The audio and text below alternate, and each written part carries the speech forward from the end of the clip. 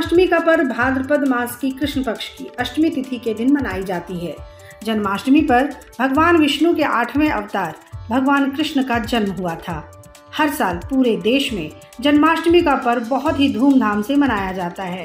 इस बार तो जन्माष्टमी भी बेहद खास है, क्योंकि इस दिन वैसे ही योग बन रहे हैं जैसे भगवान कृष्ण के जन्म के समय बने थे। इस बार सर्वार्थ सिद्धि योग, जयंती योग के साथ रोहिणी नक्षत्र का संयोग बन रहा है। इस योग और नक्षत्र में लड्डू गोपाल की आराधना करने से मनचाहे फलों की प्राप्ति होती है। इस दिन की जाने वाली पूजा को हमेशा संपूर्ण सामग्रियों के साथ ही करना चाहिए, जिससे कान्हा प्रसन्न हो। ऐसे में इस खास श्री कृष्ण जन्माष्टमी में पूजा की क्या हो सामग्री, चलिए जान लेते हैं। देखिए, ये बहुत महत्वपूर्ण है, क्योंकि प्रायः सभी देवताओं की पूजा का जो सामग्री है वो एक ही तरह होती है, अंतर होता है मंत्रों में।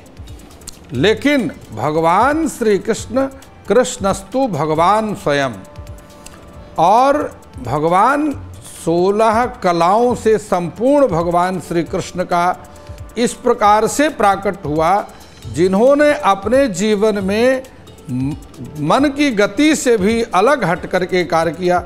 जैसे भगवान श्री कृष्ण ने चीरहरण किया, या भगवान श्री कृष्ण ने कंस जैसे दुष्ट का वध किया, या भगवान श्री कृष्ण ने महारास किया, या भगवान श्री कृष्ण ने गोवर्धन धारण कर लिया 7 वर्ष की आयु में।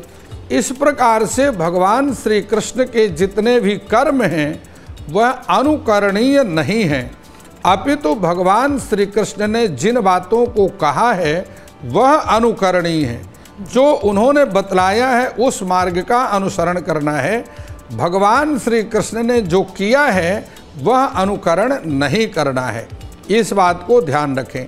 अब बात करते हैं भगवान श्री कृष्ण की पूजा की सामग्री की। सबसे बड़ी बात है कि भगवान श्री कृष्ण के श्री कृष्ण जन्माष्टमी में धनिया का प्रसाद बनता है, और भगवान श्री कृष्ण को माखन और मिश्री का भोग लगता है।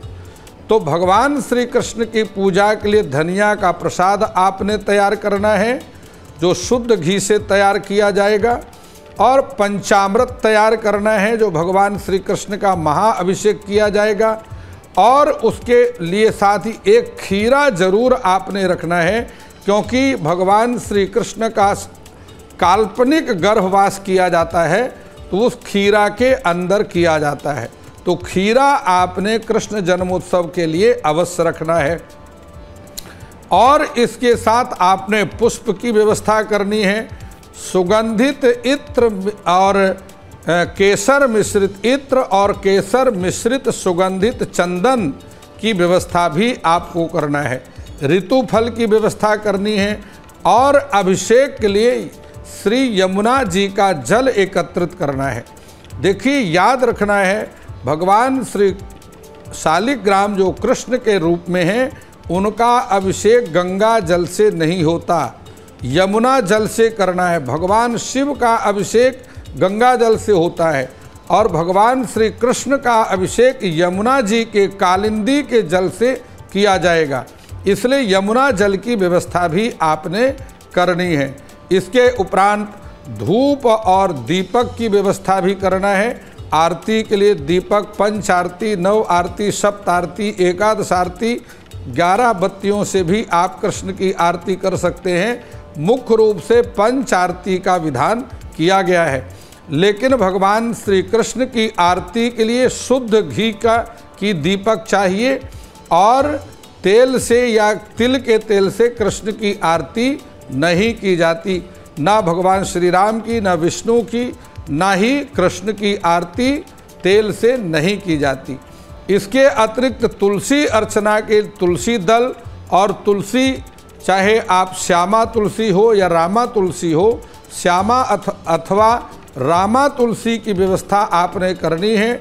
भगवान श्री कृष्ण के लिए तुलसी की माला अर्पित करनी है, और भगवती तुलसी के दलों से कृष्ण का शालिग्राम के रूप में भगवान कृष्ण की तुलसी अर्चना करनी है। ये सारी व्यवस्था आपने मिष्ठान की व्यवस्था करना है भगवान कृष्ण को प्रसाद के रूप में अर्पण करने के लिए। ये सारी पहले आप पूजन की सामग्री एकत्रित कर लेंगे।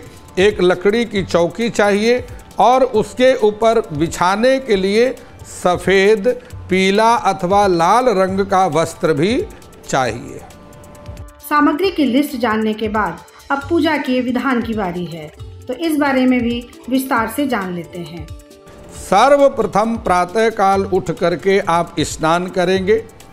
स्नान के उपरांत आप अपने पूजा स्थान को शुद्ध करेंगे।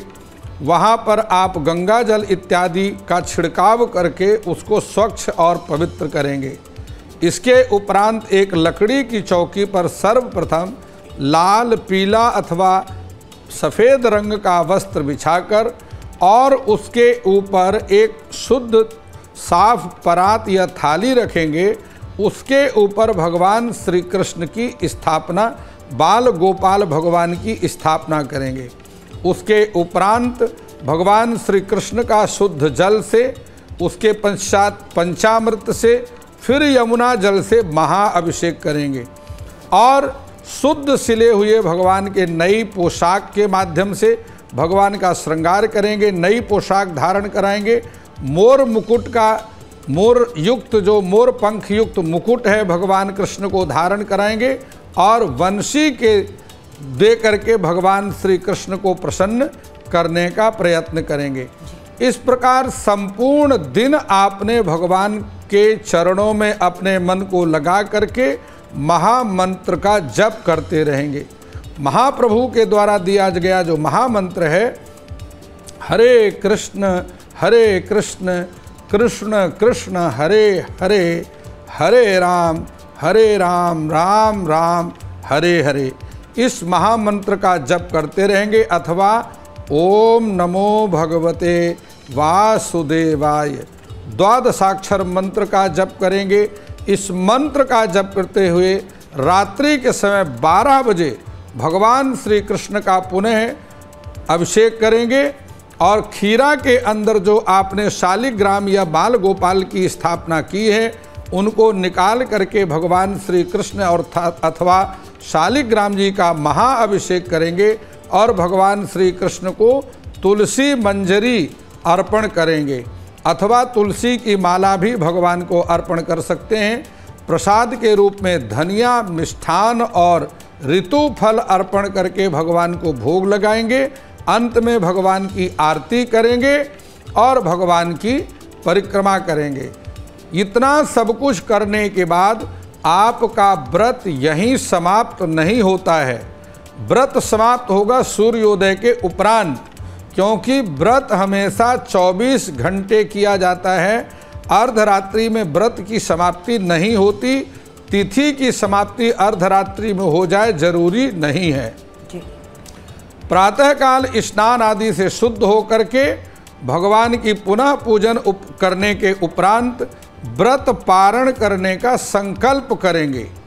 संकल्प पहले दिन पूजा का करना है, दूसरे दिन व्रत पारण करने का संकल्प करना है।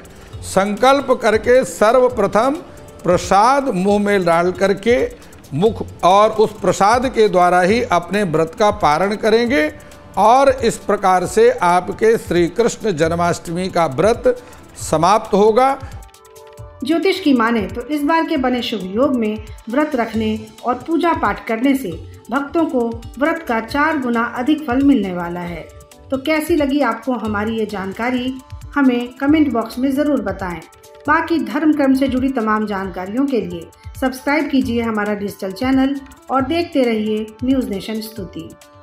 न्यूज़ नेशन अब व्हाट्सएप पर खबरों की ताज़ा अपडेट के लिए न्यूज़ नेशन के इस QR कोड को स्कैन करें।